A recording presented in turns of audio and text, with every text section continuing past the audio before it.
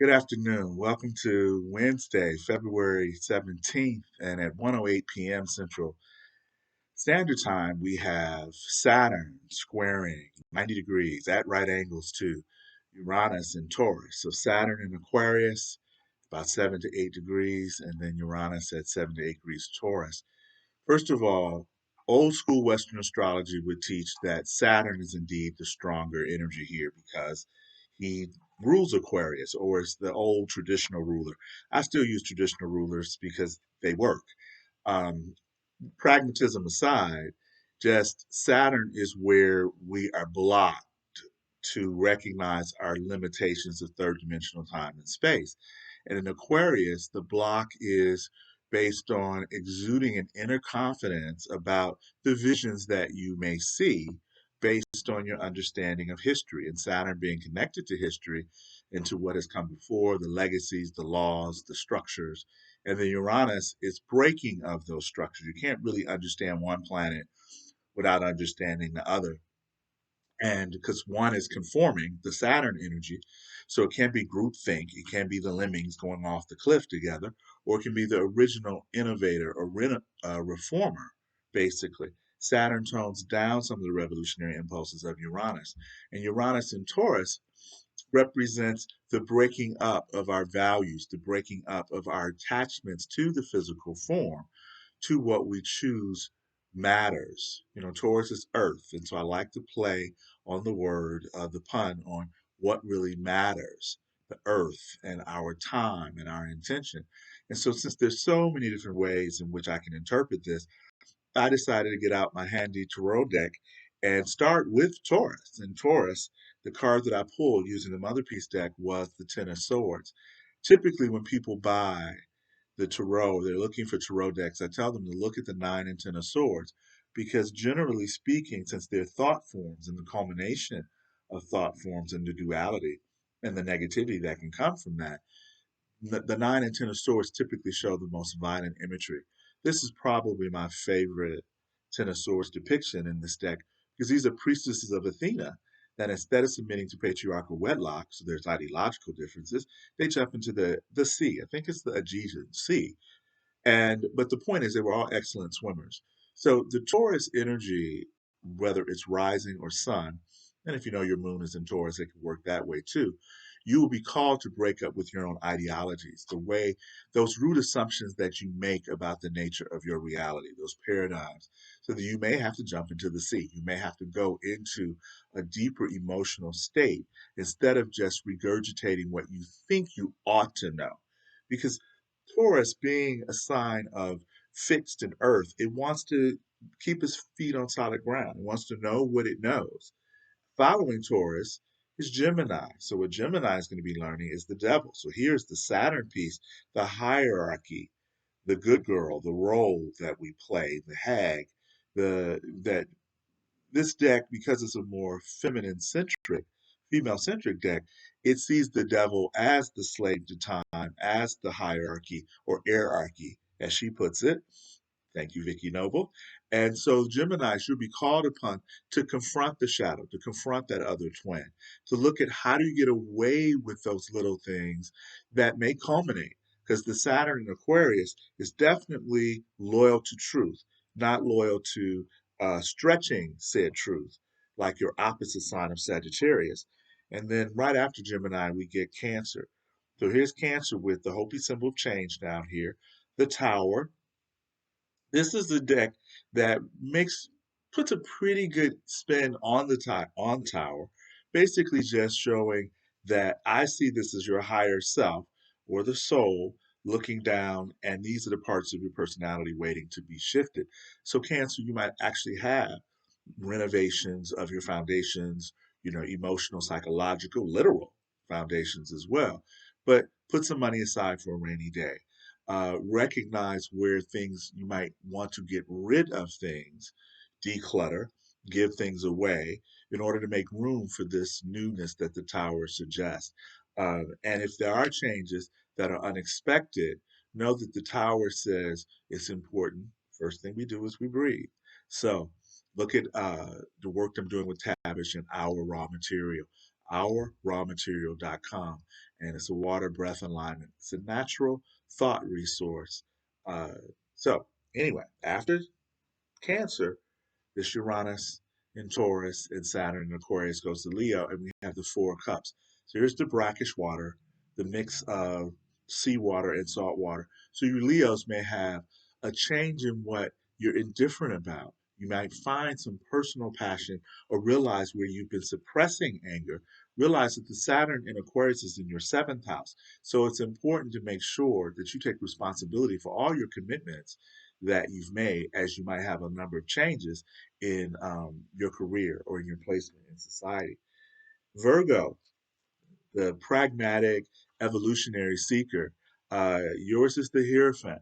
So this square between old time traditional Saturn and non performing Uranus will hit your belief systems, will hit your ability to understand what matters to you in terms of teaching, what matters to you in terms of your relationships and your value system. Realize the Hierophant represents the bridge between heaven, where there are these thoughts that seem to come from just anywhere, or your soul, and then how you manifest those in the physical day to day world. And prioritizing, from again, what truly matters to you.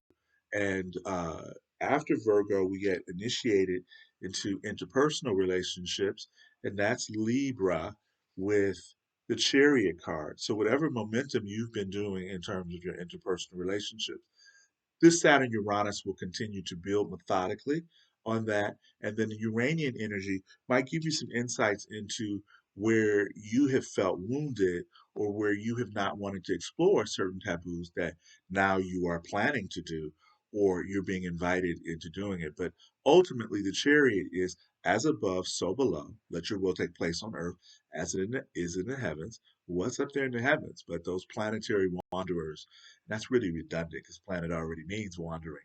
But the chariot is recognizing the balance between rational and transrational, or ego and soul, or your identity and your feelings. And when in doubt, Libra, it might be better to err on the side of the feeling side of things because chariot is, after all, water, cancer, energy traditionally. And then after Libra, we get Scorpio, Ace of Wands. So here we are bursting out passion, intensity, sexuality, energy. Uranus is in Taurus in your seventh house, so it can suggest a breaking up of structures.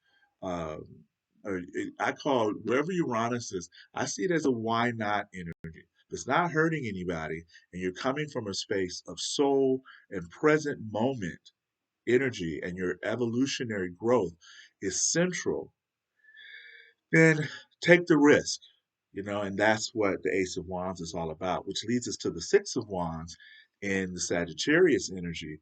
Hey, you're winning something here, Sag. The Six of Wands is only warning is don't rest on your laurels and thank the little people who've gotten you there. So, but it's the yes, it's the person who's put in the effort, who has shown themselves as a role model and who speaks truth uh, and understands that if you only speak truth, then you only have one thing to remember, Sam. Capricorn, yours is the Three of Swords. This is the hurt, and reconciliation is needed in your relationships. Being in unhealthy triangles, it's the stabbing of the heart. And so recognize the interpersonal connections. Your key phrases I use. So, are you using others or are you exchanging? Are you giving as well as receiving? Because even not receiving keeps you on an imbalance of you owe me, sort of like a godfather. I'll get that later. I'll make you an offer you can't refuse. Instead of just receiving what we're able to offer. Get your lungs and checked out as well, because this card can sometimes mean energy and grief that is stored in the lungs. And after Capricorn, we get Aquarius. So here's the Nine of Wands, an older soul sitting in the fire of her own passions. This is the wound and the lights that are carried in the wound. And so in your wound. So have compassion for yourself. Recognize that older soul part of yourself that sees most all ethical questions from a contextual standpoint. So that spiritual, not necessarily religious. Aquarius, typically you have to break away from some suppressive or repressive thinking. And this card suggests that you have the ability to balance your masculine and feminine, your yang and your yin, and be able to listen to that intuition and get you through to heal yourself in ways that you can realize that the past is not destined to repeat itself. And so, what's the worst that can happen? Talk to some Virgos or maybe some Geminis. Scorpio's a pretty good confidant for you too, Sag. But understand that that Nine of Wands is about your ability to try things like an alchemist. If it doesn't work, make some adjustments.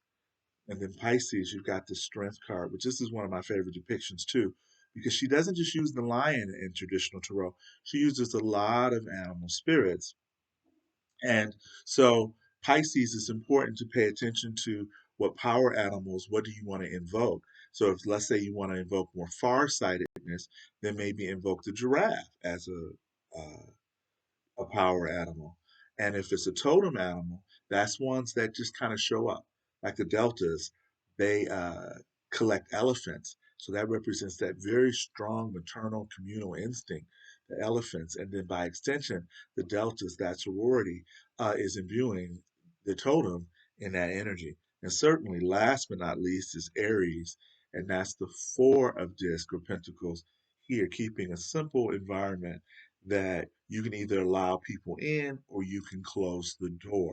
This card suggests conserving of resources, of time, that this Saturn Uranus is very much for you, Aries, about keeping it grounded, keeping it simple. It's a four. So there's the square energy, the 90-degree angle. So you may be really sensitive to the past and what needs to be let go of while you attempt to pioneer or make best efforts to figure out new ways to bring unusual non-conforming values in. And then the two cards that I pull for all of us is the Five of Wands, which is Leo, and then the Five of Cups, which is Scorpio. So even what I'm pulling is showing the opposite of the Taurus and Aquarius energies. The Five of Wands is fair fights amongst equals. It's playing by the rules and recognizing the interconnectedness even when there is competition. This eschews pettiness, though. None of that, I mean, making sure that the ego isn't seeking revenge, for those who maybe won the game and became the Six of Wands that was promised in the Sagittarius. And then the Five of Cups. This is the only deck that I know of that she shows two cups spilling, not three. So this is Vicky Noble is really optimistic, obviously, on that level. Now, I'm not as optimistic, but the point is that the Five of Cups represents the bridge over troubled water, letting it be, understanding what you learn through loss and getting over the loss says a lot about your character. Uranus and Taurus does suggest that there will be loss, like there will be blood, there will be loss.